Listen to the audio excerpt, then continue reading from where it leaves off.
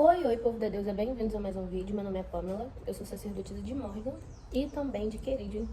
Eu vou hoje iniciar uma série sobre um assunto que eu acredito que vai ajudar muitas pessoas e compartilhar dicas com vocês de como eu iniciei no tarô. Então, se é sobre isso que você quer saber, vem pro vídeo.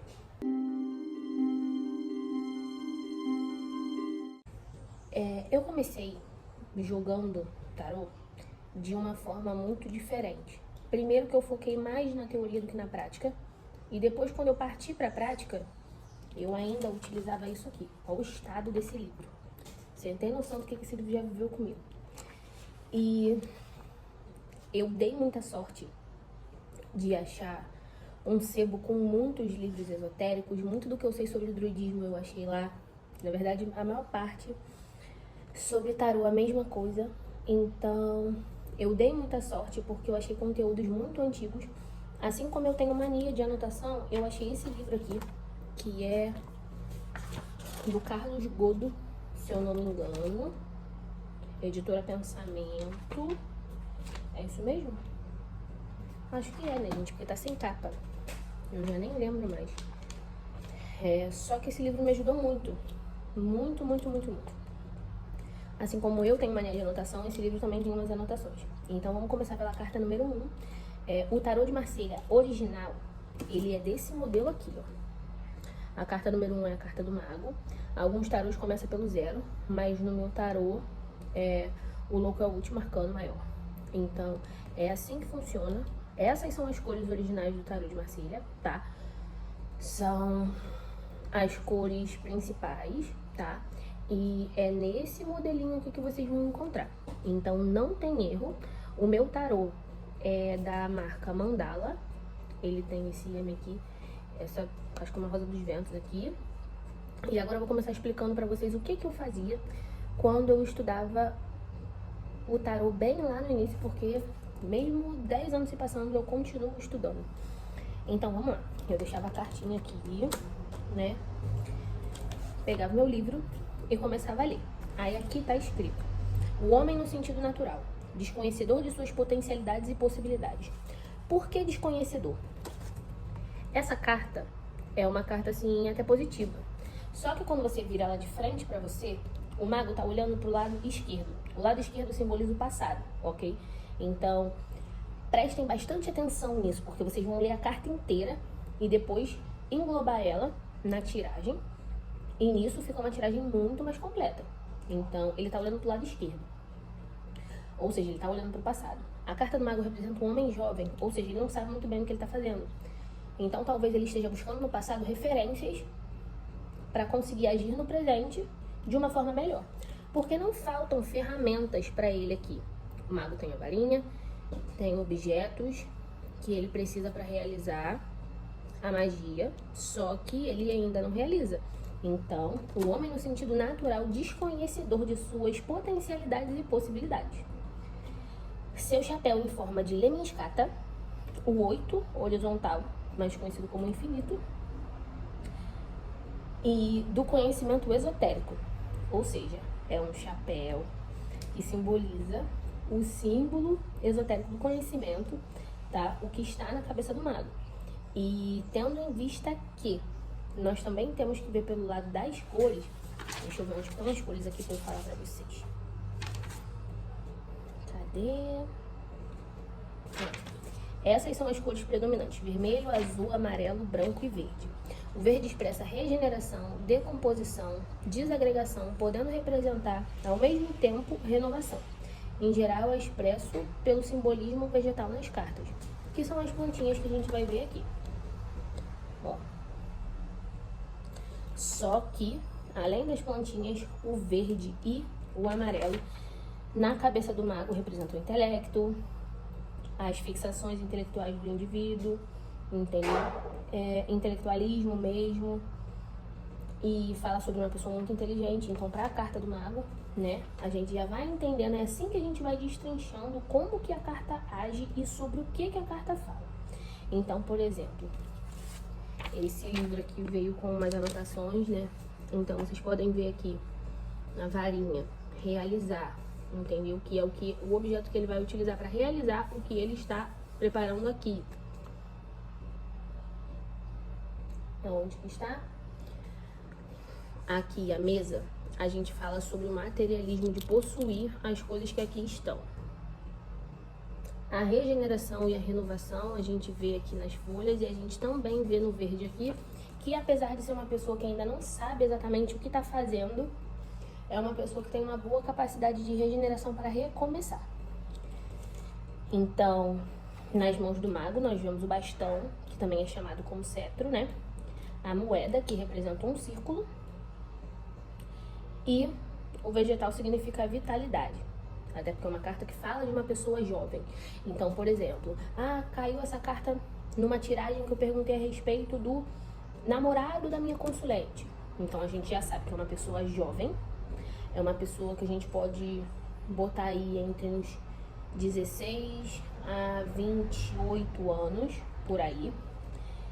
E aí a gente começa a entender a personalidade da pessoa, os erros, né, as falhas, e até mesmo as qualidades da pessoa através disso, do que a carta mostra pra gente. Esse livro aqui eu indico todo mundo, porque ele mostra a análise das cartas em conjunto, ele mostra para a esquerda, representa o passado, para a frente, encarando o consulente, é o presente, para a direita, o futuro, figura em pé, será a ação imediata ou acontecimento bastante próximo, figura sentada. Então, assim, ele mostra os objetos, direção e posição, as cores, mostra as figuras geométricas e como que a gente interpreta isso nas cartas.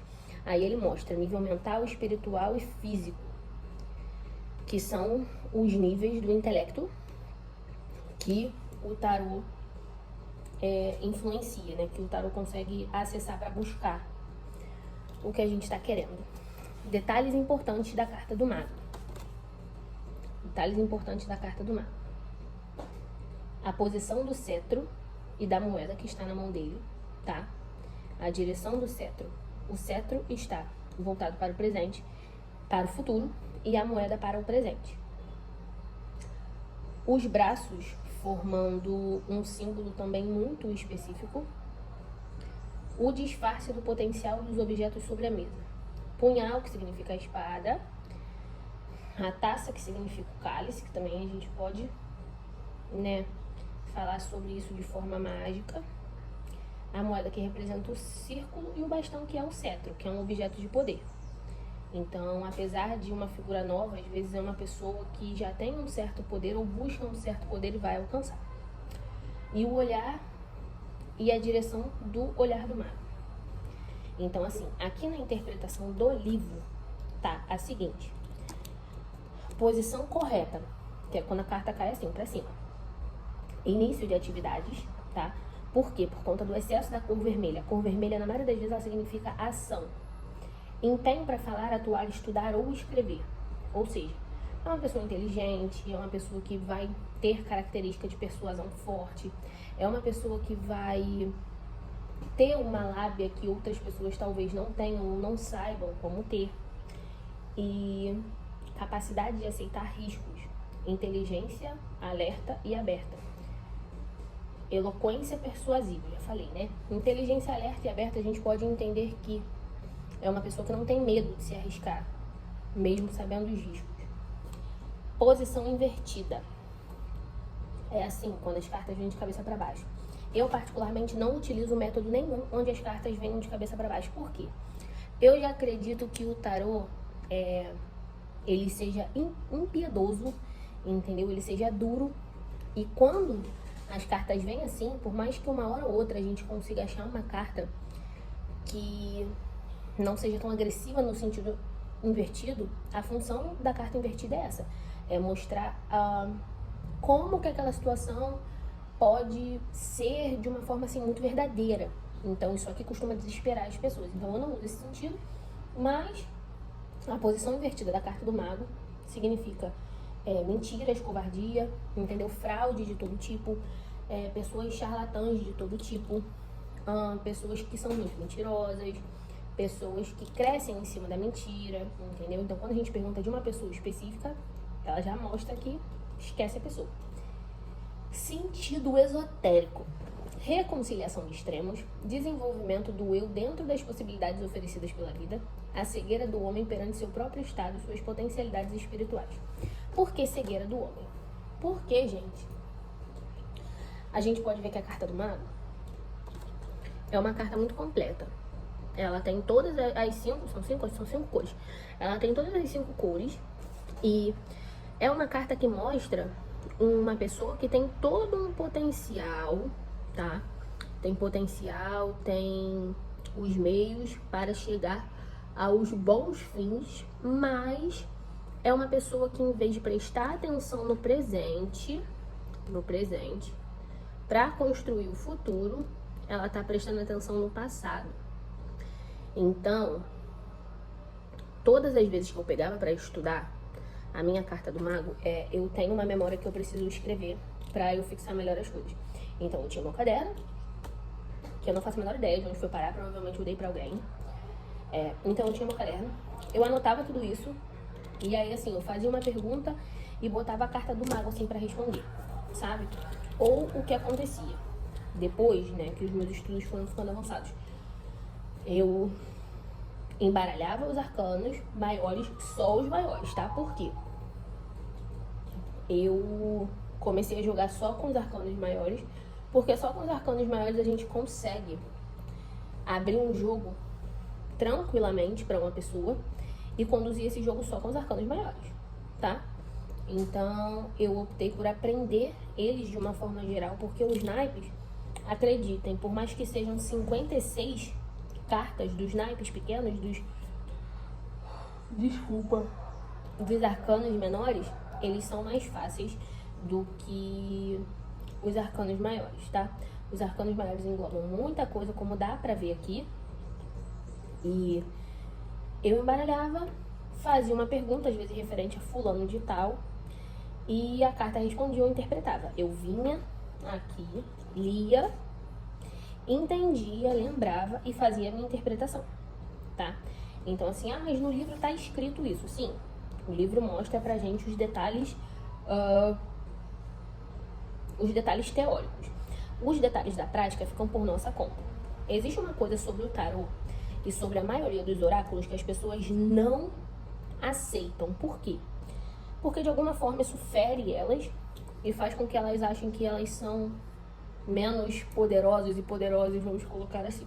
Mas o tarô, você consegue fazer uma leitura de tarô sem ser uma pessoa intuitiva. Porque existe isso aqui, tá? Existe isso aqui. Então, você, com toda certeza, consegue fazer uma leitura de tarô sem ter uma intuição muito aguçada. Só que, como eu disse, só de teoria foram 4 anos.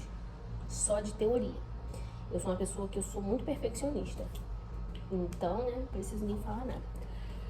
Mas as pessoas, elas têm essa dificuldade de entender que mesmo que você seja uma pessoa intuitiva, não adianta você não estudar, porque você precisa dos termos técnicos. Como que eu ia entender que a carta do mago me responde sim nas perguntas de sim ou não se eu não estudasse? Como que eu ia entender que a carta do mago fala tudo isso se eu não estudasse? Eu ia ver uma carta colorida e acabar. Então, tem que ter estudo. Tem que ter estudo porque senão vocês não chegam a lugar nenhum. Existem pessoas que não têm intuição e jogam? Sim. Nem todo mundo é absurdamente sensível. É o meu caso? Não. Eu sou empata e isso me gera uma sensibilidade absurda para com o próximo, o ambiente, a espiritualidade alheia. Então, isso me faz uma pessoa muito sensível e uma pessoa muito intuitiva. Eu acredito que eu tenha dito tudo, né? Eu anotava tudo que o caderno tinha para me oferecer de melhor, anotava as minhas interpretações, tá?